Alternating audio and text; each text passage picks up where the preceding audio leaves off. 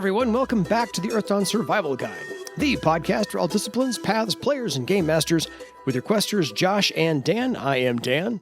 I am Josh. And on today's podcast, we will be discussing all things thaumaturgical part, 11D something or whatever. I don't know. We're going to talk about third and fourth circle spells from the Magic Deeper Secrets book, which I happened to get like last month in the mail. So yay, fulfillment is happening. If you haven't gotten yours, talk to somebody. But otherwise, I believe most things have been fulfilled by this point, haven't they? Most continental. In the US, I'm pretty sure everything has gone out. I don't keep close tabs on that because I'm not involved in the fulfillment, but I'm pretty sure all the domestic stuff has been fulfilled. North American continent should be taken care of. International stuff, that was, I think, on its way to the UK to start distribution elsewhere. A couple weeks ago. But if you're a backer, there should be updates and notifications that are going out through the Kickstarter. Not frequently, but I think if the palette was on its way to the UK, I think Andy was going to post an update and saying, hey, it's on the way, so here's what's going on. Yeah. So I think a couple weeks ago, the last one went out. So as far as I know, most things should be fulfilling or fulfilled by now. So anyway. Yeah. Things are in process. We're finally seeing things heading out the door. Get caught up. So on to third circle wizard spells. We're going to start with wizard because we're going to go wizard, illusionist, nethermancer, elementalist. We're going to do the same thing that we did with the others. Bounce back and forth. Absolutely, because I'm going to keep you guessing. Anyway, so the beginning, I'm not going to say first third circle because that's confusing as all get out. The beginning third circle spell out of Magic Deeper Secrets is Fulcrum, a single thread spell. This looks interesting. Range is only 20 yards, but this looks like this includes falling damage. Yes. The purpose of this spell, this is primarily a combat spell. Obviously, if you can come up with clever uses in other places, that's fine. Mm-hmm. What it does is essentially throws the target a distance away. Kind of like a Tai Chi push hands power. Yeah, sort of. Like, it doesn't actually touch the victim. It's just a magical effect. But the target is thrown 6 yards away from the spellcaster and takes falling damage half the distance thrown. So it's not a lot of falling damage. The primary point of this spell is not to cause damage. It's really about the knockdown. The effect step of the spell determines the difficulty of a knockdown test that the target needs to make in order to keep their feet. There is also a semi-random element of this spell. It says to use the scatter diagram to determine the direction that the target goes. Yeah. We haven't read it on the air yet, but we got an email actually asking about this spell, so I might as well address the question. Hit it. The question basically says that the target is thrown 6 yards away from the spellcaster, but then it also says to use the scatter diagram to determine the direction. Yeah. And they point out that, well, if you use the scatter diagram, then there's a chance that they may actually come back towards the caster. Mm-hmm. I think the way that I would handle it, I would still use the scatter diagram, but maybe cut it in half. Like the places that are 4, 5, 6 just kind of loop as the 1, 2, 3 or vice versa, however it is. Yeah. 1 to 2 is away to the left, 3 to 4 is dead ahead, and 5 to 6 is off to the right. I concur. Done. Yeah. I don't know necessarily what the exact intention of that was. No, but that's the way that I would handle it. I would do the exact same thing. It's a nice little spell. Yeah, it's got like a force push. To speak of Star Wars a little bit. Bonus successes on the casting increase the distance that the target is thrown, so that is sort of a way that the damage can be increased. Mm-hmm. Additional threads, obviously you can also increase the distance that they're thrown, the effect step for the difficulty of the knockdown, the range, and additional target. Yeah. Well, and it's a nice little spell. It reminds me a little bit of Air Blast, or I think there's an elemental spell called Tossing Earth. Rings a bell. Yeah. That does something like that kind of like knocks people off their feet, and that's the primary intention rather than doing damage. And again, it only does half the distance thrown as damage. at the default, which is 3 yards, I think, like 6 yards, but half of that is falling damage. I think it only puts you at like a step 4 for falling damage. It's certainly not that much, but falling damage is not reduced by armor, I'm pretty sure. I was going to say, correct me if I'm wrong, but armor does not count for falling damage because that is impact. Right. Sorry. It doesn't count for falling damage because that's impact. So, yeah, the scatter diagram would be position 6, 1, and 2. So 6 is upper left, 1 is away from you directly, and 2 is upper right. Oh, yeah, because it's like it starts at 1 with dead ahead and then goes clockwise around. Yes. So that's that. But yeah. Sorry, 2 to 3 yards is step 5 falling damage. That's exactly what I was looking up as well. So, but yeah. Still, it bumps up to step 10 damage step 10 as soon as you hit 4 yards fallen. So just one extra success on the spellcasting test does bump up the damage notably. Significant, yeah. Yeah. The falling damage table actually scales relatively quickly. Mm-hmm. So I like it because it goes through armor and it scales, like you said, rather quickly and knockdown. So there's like 3 boosts there already. And the knockdown is the primary focus of the spell, I feel. Agreed. Because the effect step is the wizard circle plus 6. Mm-hmm. And so you're looking at starting at a step 9 on that. Yeah. Characters with wound balance or 4-legged animals and stuff tend to have higher knockdown steps. So they might have a little bit of an easier time resisting that, but still, it's not too bad. Oh, no, I like this one. Since it's brand new and not rehashed from something else beforehand, I like this one. So, very nicely done. We are now on to the next Makeshift Missile, a 0-thread spell. I think this is kind of like the wizard version of Earth Darts, almost? No. Okay, correct me. Not really. Fair. The wizard equivalent of Earth Darts is Mind Dagger. Right, That is to say, it's the first circle damage-dealing spell. What this does... Makeshift Missile enchants small, normal objects to make them into throwing weapons. That's right, I had it wrong. Okay. Successful, the targeted object may be used as a thrown weapon as normal and is a size appropriate to the original object. Size 1 or size 2 objects is kind of what it's looking at. Fair. The effect step, which is the wizard circle plus the weapon size, is the damage, and it determines the range, and it basically overcomes the normal penalties that would apply for throwing unbalanced objects or things like that. And you can give it to somebody. Mm-hmm. The wizard does not have to throw it themselves. In that way, it's similar to Arrow of Night for the Nethermancer, where they enchant an arrow to do extra damage. So the wizard casts the spell to make an object a damaging thing, and then you give it to your archer or thief or somebody that has throwing weapons in order to use it. It doesn't do a whole lot of damage. Success levels create additional missiles. Mm-hmm. You can weave extra threads to increase the damage step, but the advantage of this is that it basically allows you to make any kind of small thing that you have nearby a weapon. Yeah, a tanker, a coaster. Yeah, exactly. Flower pot. Think of this as kind of like Bullseye. Yeah. From Marvel. Bullseye in the comics is known for his accuracy, but also his ability to use anything as a weapon. A projectile, yeah. There's a scene in the recent, potential spoilers if you haven't seen it, it's very early in the series, so if you've watched it, you have seen this bit already. Yeah. Where Bullseye kills a fly with a paperclip. Throws it, and the paperclip like spears the fly against the wall. Yeah. Mm-hmm. It's that sort of thing. Yeah. So yeah, it's an interesting little spell. This is not new. This has showed up previously. Yes, it was previously a 5th circle spell. It's now been moved to 3rd. And it's 0 threads, which is handy. Yeah, I was going to say this is nice. So, but I appreciate what you said, which is the wizard can just make anything into a makeshift missile and give it to somebody else.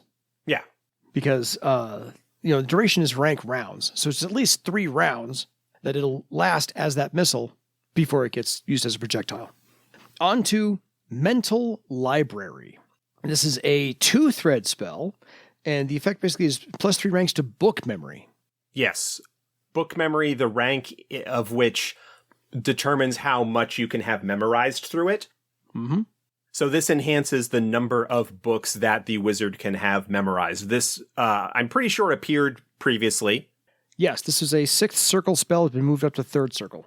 This follows in the tradition of a number of spells in 4th edition that are enhancements to talents, similar to the way that Astral Sense, for example, does some enhancement to Astral Sight, or how Frighten and Fog of Fear are enhancements to the Frighten talent. Mm-hmm. Yeah. It's not new, but it just makes the wizard better at memorizing things. Mm-hmm. And it lasts for an hour, so it'll help you, cram or power study for something for an extra book you want to read. That's the only drawback, I feel, is that the duration isn't particularly long. Yeah, but extra success levels and extra threads can get you more duration if you want. Or if all else fails in an hour, that is true. Again. Yeah. So it's not bad. And the extra thread can get you an extra +2 book memory ranks. So worth the extra thread if you pull that one off. This would be something that personally I would be inclined to look into making into an object of some sort that could potentially, like a thread item of some sort that would allow a boost to that. It'd be a nice hat or a headband or something like that. But I mean, that would be something that could potentially just be reflected of just rather than having the spell, it just provides bonuses to book memory. Absolutely. That's a worthwhile thread item. But yeah, it has returned from previous editions, and it's a nice little enhancement to a wizard ability. Absolutely.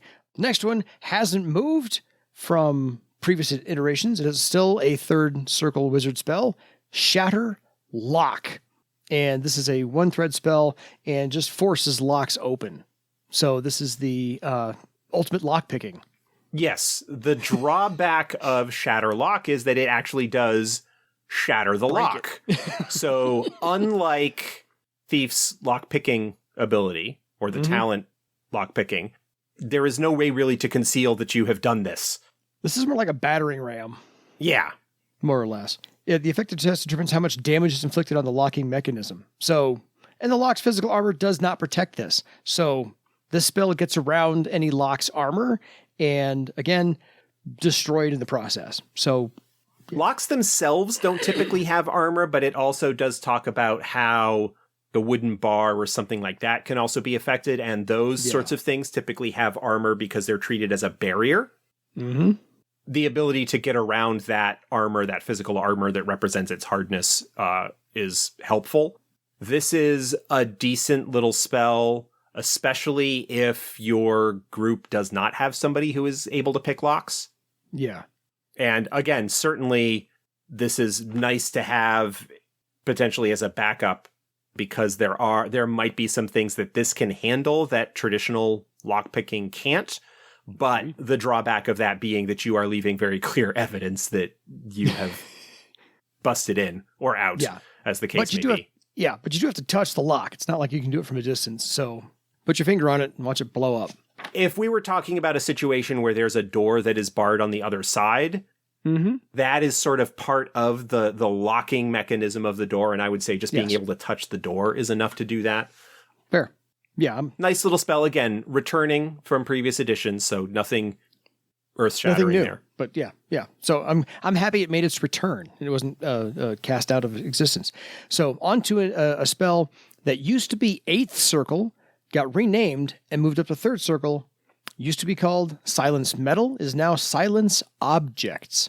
And this actually is a +2 to your stealthy stride and movement at a full movement rate. So this spell suppresses noise made by objects a willing target is carrying. So helps make you much more stealthy. Yeah. Normally, stealthy stride, you can only move at half of your movement rate in order to successfully use it.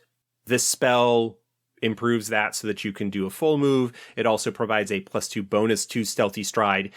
The idea being that, the silencing of the objects makes it easier for the target of the spell to sneak around, reducing the amount of noise that is being made by them as they are moving. Yeah. So, again, similar to Shadow Meld, which is another Mancer spell, provides a bonus to Stealthy Stride because it does stuff with shadows. Yeah. Helps mask them as they are moving. It's a similar sort of idea that really the effect of the spell is the enhancement to Stealthy Stride. The mechanism by which that works is it is silencing the objects that the target is carrying. Yeah, because you basically take an item from the target and shush it, hand it back. So this noisy thing now gets to be quiet. So it's put in a soundproof box by the spell, essentially. Onto a spell that is brand new for Magic Deeper Secrets, the last third circle spell for the wizard, Temporary Erase. It is a 0-thread spell, and basically, I believe, takes out writing off of a page. So it's white out. And temporarily. That dates the two of us who know what white out actually is. Liquid paper. This spell temporarily will remove writing, a section of writing. Yeah. It doesn't last a huge amount of time. It's 10 minutes per rank, so even at really high ranks, you're only looking at it being the case for a few hours at best. But it completely hides it, and the writing returns as if it was never affected at the end of the duration. It's not an illusion. While the spell is in effect, the writing is gone. Yeah. There is no way other than dispel magic, which you might potentially use on it. There's no way to tell that there was writing there in the first place. But this is something that could come in handy for secret messages and stuff like that. If you know perhaps that you are going to be captured and you don't want certain information to fall into enemy hands, if you have this spell, you can use it to, at least for a while, hide information. I like the little bit of description where part of the casting is the wizard apologizing for the affront of removing the information. Damaging the book, essentially. For as far as wizard stuff goes, this is flavorful, this is interesting. Yeah. And it plays into some other wizard spells that are elsewhere in 4th edition that deal with writing and messages and information and stuff like that. So it's kind of thematic for them. And the rank is, 10 minutes times, the duration is 10 minutes times your rank. So it at least starts off at probably 30 minutes or so and goes from there. So not a bad place to start. Anything in the third circle spells from Deeper Secrets that you would maybe swap out for Astral Targeting, Combat Fury, Aura Strike, Identify Magic, Levitate, or Wizard Mark? Fulcrum is probably the most broadly useful out of the spells here in this book for Third Circle. I agree. Silence Objects and Shatter Lock are both more situational, but useful. If you don't already have other ways of concealing the group, Silence Objects is worthwhile. If you don't have another Mancer who has Shadow Meld or whatever other kind of stealth enhancing magic might be available, Silence Objects is a pretty solid second choice if you're going to be dealing with that. Shatter Lock is a nice backup to have. It's even more useful if your group doesn't have a thief or a scout or somebody else that has lockpicking. The others, Temporary Erase and Mental Library, are both very flavorful, but I don't know that I would give them a high priority. Fair. Makeshift Missile suffers from the problem that it requires thrown weapons to really be most effective. Super useful, yeah. And not a lot of people end up taking throwing weapons. I think Thief would be the most likely one to use it. But again, you don't necessarily need to have throwing weapons in order to use it, or you can pick that up as a skill, give it a rank or two. Mm-hmm. It's one that's, again, is rather circumstantial. It would depend on who else you've got in your group and whether they would be able to take advantage of what it can do. Fair. On to 4th Circle, so we can get all these caught up finally. Etch and Sketch, I believe, is new. I can't find anything in Morgan's document about it being rehashed from something else. This is brand new. And this allows the wizard to make a finger into an effective stylus. Yeah. It allows the caster to write on any non-magical surface with their finger, as if it were a pen. Yeah. To write or draw, no judgment. Yeah. You basically cast it and it allows you to write on a wall or a statue or a dais or chair or whatever, as long as it's a non-magical surface. It does not act like an actual pen where you could like repeatedly go over things to kind of wear it away. It is just sort of magical writing. It does not last for very long. It doesn't do anything to the underlying material. It's only rank minutes. But it is something that, again, in a pinch can be useful if you're navigating a labyrinth or something like that, or your group has split up and you want to leave a message. The duration is sort of the limiting factor. It's only rank minutes, though extra successes do add to that duration, and it is only a casting difficulty of 6. Yeah. It's likely that you're going to maybe end up with a little bit of an extended duration, but I could see a wizard running around town doing the most temporary graffiti possible, having fun. I can imagine that there are use cases for it. It's, again, flavorful in terms of the wizard writing information. Yeah. So, it's a cool little flavorful spell. Yeah. Signed down an alleyway. I went this way, whatever, being chased. Not chased, but either way. So, neat. Not a bad thing. We are on to Icy Protection, which used to be called Icy Fingers, but otherwise stays here at 4th Circle, so everything is normal about that one. Also a 0-thread spell. I feel like we're getting a lot of enough 0-thread spells at 3rd and 4th Circle for the wizard to work with. And this is a +3 physical and +3 mystic armor, of course, against fire damage. Yes. This is similar to like air armor. Yeah. Air armor also provides a little bit of cooling benefit and protective. I think elementalists get like this kind of effect a little bit earlier, but this is a worthwhile, like fire is a not uncommon hazard that adventurers may run into.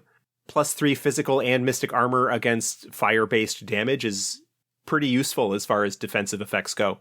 Fair. Onto inventory, which has not changed. This is a classic. Totally. I'm glad it made its return here. It's still 4th Circle. Still 3 threads, though. I think it's enough of a list to do as far as taking your time to inventory an entire room. Because on my first reading of the first edition Earth Dawn core book, I haphazardly flipped to this page, read inventory, and thought this was one of the neater spells ever. The wizard casts this spell, and the spell creates an inventory of everything that is within the range, typically like within a room. It's got a 4-yard radius, so it's not a huge area. It does require a suitable writing surface, so you need to have a notebook or paper or something like that for the spell to list the things on. Yes. The results of the spellcasting test is compared to the mystic defense of everything that would be affected, so there's a possibility that it may overlook thread items or similar items that have a higher than normal mystic defense. Yeah. But it is possible if you compare the listed inventory and there is obviously something that is not on the list, then you know that there's something weird about that. The color and writing style are unique to the caster. The inventory is in alphabetical order, and it doesn't really list things like dust or crates or bins. Air molecules. It takes 1 full minute to create. The spell does indicate, if you did not get everything for whatever reason, that it does indicate that inventory is incomplete. So you get that clue like right away that something is not on the list. It does not provide a lot of detail. Like if you're in a library, it will tell you how many books there are. It won't tell you like what titles or contents the individual books are. Yeah. There are some limitations to the information that you can glean from it, but you can scan through this and get a sense of things that might be valuable or whatnot. I can understand game masters being frustrated by this spell. If a wizard goes a little bit of overboard in terms of using it, needing to come up with random shit to fill out the list. If you have a wizard with the spell, be prepared. Maybe you get one of those inexpensive, like random dungeon dressing or random item tables or whatever that you can get on like Drive-Thru RPG for like $2 or something like that, where you can just things that are not predetermined by you already that you can just kind of roll up a bunch of stuff and have that be on the list. I will tell you, I have a friend who does buy into ChatGPT and uses it quite frequently to say, give me a list of things that you could find in a tavern menu or things you could. So it's just, if you want to go the quick, easy route, knock yourself out. I understand. I personally wouldn't use that because I don't want to encourage. I know. For personal use, that's fine. Yeah. People have created and have been using random tables for that sort of thing for years, for ages. Yes. Well, I was going to say, if your player comes to you and says, "Hey, I just got the inventory spell," then you as a game master be prepared. Yeah. Not for every single room, but for important rooms. Already have that stuff laid out in alphabetical order just to go. That's the only part of your game master prep is once they have that spell for important rooms, be prepared. That's all I'm going to say. However you want to prepare. I would be curious if using something like ChatGPT, how good it would be if you told it to provide the list alphabetically. I agree. I don't use ChatGPT, so I don't know. I don't know that it would necessarily do that. No. Might be pretty good, but... Well, a free version may not be that good. If you're paying for it, it might be a little bit better. Well, I think the only difference between the free and the paid version is how much you can use it. Well, the free and the paid version on my internet browser, I have a free version of ChatGPT, which can do text for me, but it cannot do pictures. I have to pay for that. So I can ask it for prompts here or names here or give me a paragraph and a character backstory. That's all I can do. And that's fine. I tested it out to see what it could do. But for pictures, it won't give me any images until I pay for an upgrade. My friend has disposable income, so he pays for ChatGPT to the nth degree. I would just do a Google image search. I know. I was testing its limits to see what the free version was capable of. So I knew what was there. Anyway, let's not get sidetracked by that any longer. Absolutely not. So on to a spell that is making its triumphant return. It was second circle before. Now it's fourth circle because I think it was made a little bit beefier, or it was too beefy to begin at second circle last time. But now it's no longer called Vines. It is Mystic Vines, a 0-thread spell at fourth circle. The effect I love is Wizard Circle +8. So yeah, not Wizard rank, Wizard Circle +8. Yeah, a lot of the spells in Deeper Secrets started using the caster's circle as the basis for the effect rather than just a straight willpower or will force. Part of the reason for that is to try and rein in the potential issues of versatile spellcasting. Yep. Where basically if you're a elementalist and you pick up wizardry as you're a human and you pick up wizardry under versatility, you don't have a wizard circle. And so any spells that have wizard circle as the basis for their effect are a lot less effective for you. Fair. Just because versatile spellcasters are a pain in the ass. There is that. But this is the classic cartoon trope or Green Lantern ring construct of, yes, magical, mystical vines come up from the ground and entangle you and basically cause the character to be harried and they have to make a strength step to evade, to break out of after that. But really, you can cast this on anybody within the next 20 yards. And again, 0-thread spell at fourth circle. Not bad. It's not specified, but I would probably also say that if they are grabbed and harried, that they also can't move. Their movement rate is also reduced to 0. Yeah. Because as they try and break free. Like they can still sort of do things because they're harried, not completely held immobile. But I would say that their movement rate is probably reduced to 0, if not significantly impaired. Exactly. I agree with both of those assessments. So I like Mystic Vines. It's cool. This is a great spell. No notes. Sanctuary is our next spell. It was previously 5th circle, and now it's been moved to 4th circle. So I think Morgan did just a slight adjustment to this is where it should belong. And this is a magically reinforces all portals and entrances to a building or room, reinforcing them to keep out intruders. So I like this one. It's 2 threads and lasts for rank minutes. This is a nice little spell. It does not lock or seal doors. It just reinforces them, makes them more difficult. So the spell itself doesn't lock it, but if you throw a bar across the door, the spell will reinforce the bar and make it more difficult to break through. Yeah. This is very similar. I'm pretty sure there's a Questor of Garland power that does something similar in terms of protecting a home. It certainly would be something that would be in flavor for a Questor of Garland to have this kind of effect available. This is in Khazad-dûm and the orcs are coming and you cast this to reinforce the door to try and find a way out, perhaps before they break through or something like that. Agreed. And because Seal is back at first circle in Magic Deeper Secrets, and so I believe you could probably use these together. Possibly, yeah. Yeah. Seal last rank hours and stick together. Sorry, not stick together. Sanctuary last rank minutes. So try and use them together is my suggestion. On to... We're reinforcing the cabin against the zombie horde. Yes. Absolutely. That's what this spell is. Absolutely. Last fourth circle spell for the wizard, Stick Together. Hasn't changed title.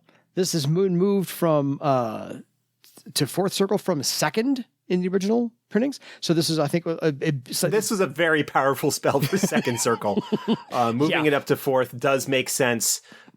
Oh, people love this spell. Game masters get annoyed by this spell. Yep. Because it allows the caster to bond two things that are in contact with each other and make them stick together. Yes. The exact effects of which are determined by what the game master decides is appropriate. Mm-hmm. Keeping in mind, for example, that if you use it to attach a character's boot to the floor, it doesn't prevent them from taking their foot out of the boot. Yes. Because it's just affecting the actual thing. The most common use of this that I have personally seen is for casters to use it on flying creatures. Yep. If they touch down, to cast it while they're on the ground so that they can't fly away. Mm-hmm. But there are a bunch of other things that could be done to cause problems. Cast this on an archer as they're trying to fire at you to stick their arrow to their bow. Exactly. There are a lot of creative uses for this potentially. Mm-hmm. Even like not going offensively, using this to stick a rope to a rock as you are trying to rappel down a cliff or wall or something like that. Mm-hmm. There's a lot that could happen with this. It's a very popular spell. It's a cool spell. I like it. Oh yeah. No, I had a character stick wings together. So like a Krillra showed up and they stuck the left wing to the right wing so it couldn't fly. I don't know that I would allow that. Fair.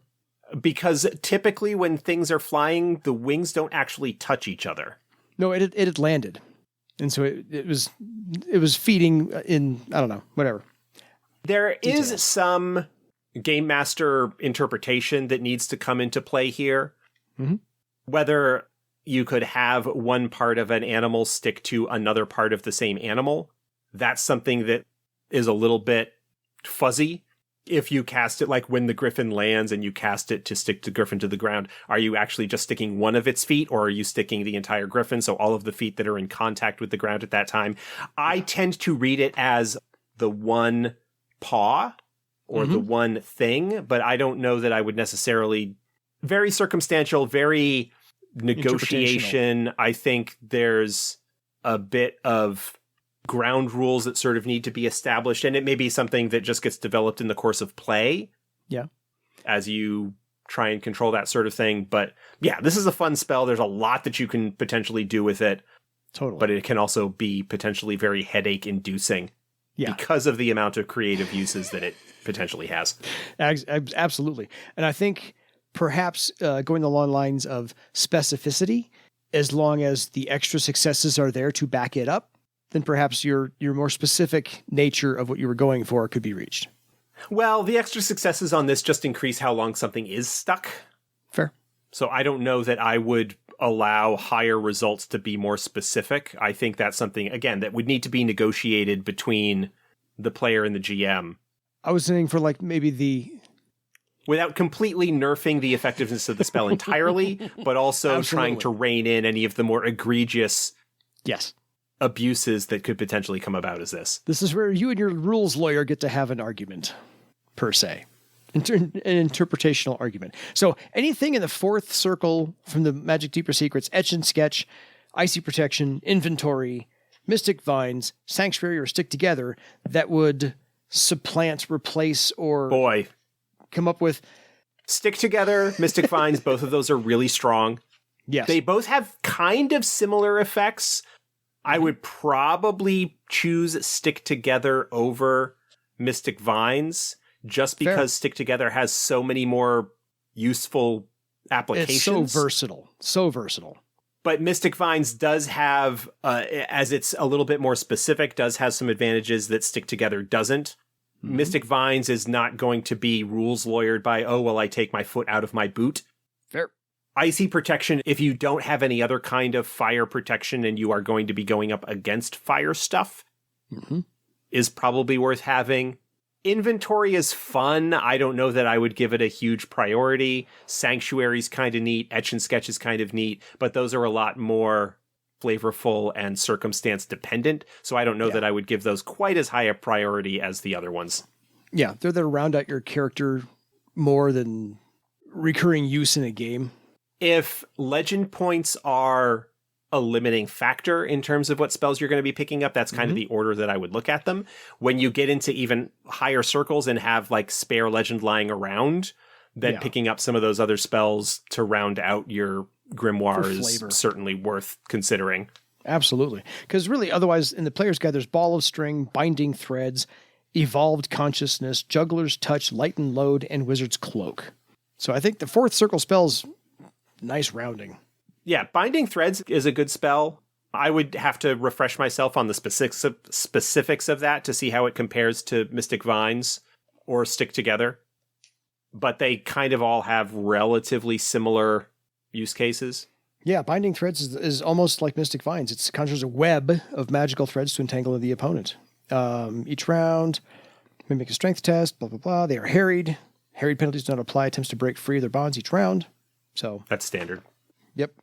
But it's Binding Threads is two thread spell. Range is 10 yards, and it's will +3. Whereas Mystic Vines. What's the duration? Duration is rank rounds. Huh. So Mystic Vines is just better. Yeah, because the effect is Wizard Circle +8, and this is Binding Threads is and a range of 20 yards, and for 0 threads. Yeah, I missed that. Yeah. It seems to me that in that case that Mystic Vines, I would take Mystic Vines before Binding Threads if I had both. In a heartbeat. Yeah. It's 0 threads. It wins right there. And then double the range. It wins there again. And then the effect is Wizard Circle +8. Wins the third time. So yeah, no argument. I'm with you. The advantage that Binding Threads has is that it's willpower based, so will force would be applicable. Yes, will force is always applicable where willpower. Whereas unfortunately, will force can't be used against any of the spells that have Magician's Circle as the basis. I think in a lot of those cases, though, for Mystic Vines, you're not actually rolling the effect on that. It's just determining the step that is the difficulty number for the strength test. Yeah. Again, like there's a lot of sort of nitpicky, finer details in the descriptions of the spells that might have one be useful in situations that the other isn't and whatnot. Yeah, still. But no, I think the returning spells and the new spells for third and fourth circle for wizards are a nice addition to everything. I'm impressed with all of them. I like all of them, either for flavor or effectiveness. They're all good. They're all welcome returns to the Big Magic book. So, any further thoughts? No, I think I've covered everything. I think you did too. 46 minutes in, I think we're good. So, folks, until next time, go inventory your spell list for your wizard, for your legend. Good night, everybody.